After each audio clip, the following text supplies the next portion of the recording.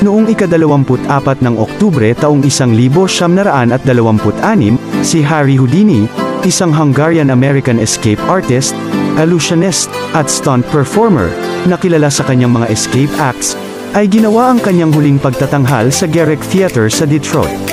Sinasabing nawalan siya ng malay habang nagtatanghal dahil sa 104-degree na lagnat pero ipinagpatuloy niya pa rin ang palabas hanggang sa matapos.